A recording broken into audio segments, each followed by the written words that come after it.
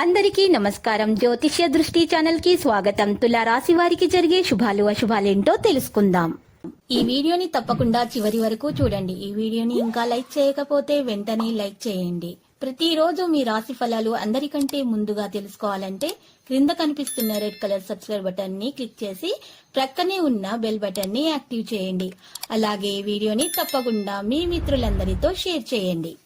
ఈ రోజు మీకు ఒక స్త్రీ వల్ల ప్రమాదాలు ముంచుకొస్తాయి కాబట్టి మీరు అప్రమత్తంగా ఉండాలి. వాహనాలు నడిపేటప్పుడు స్త్రీని ఆకర్షించడానికి మీరు మీ వాహనాన్ని అతివేగంగా నడపడంతో ప్రమాదం జరగవచ్చు.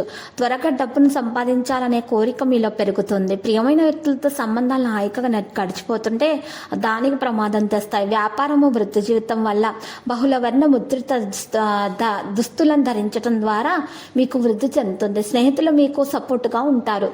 కానీ జాగ్రత్త, మీరేం మాట్లాడుతున్నారో గుర్తుంచుకోండి. విద్యార్థులు పోటీ పరీక్షల విజయం సాధిస్తారు. ఈ రోజు చూసినట్లయితే వ్యాపారాల అభివృద్ధికి చేపట్టిన పథకాల ప్రణాళికలు సామాన్య ఫలితాలను ఇస్తాయి. ప్రైవేటు సంస్థల్లోని వారు మార్పులకై చే ప్రయత్నాలు సఫలీకృతమవుతాయి.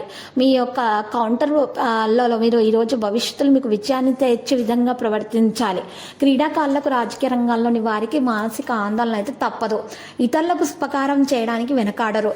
వృధా ఖర్చులను తగ్గించుకోవాలి. పొదుపు పాటించటం మంచిది. ఆకస్మిక ధనలాభ సూచనలు ఉన్నాయి. ఆరోగ్యానికి లోటుండదు. ముఖ్యమైన కార్యక్రమాలు విజయవంతంగా సాగుతాయి. ఆకస్మిక ప్రయాణాలు సంభవం.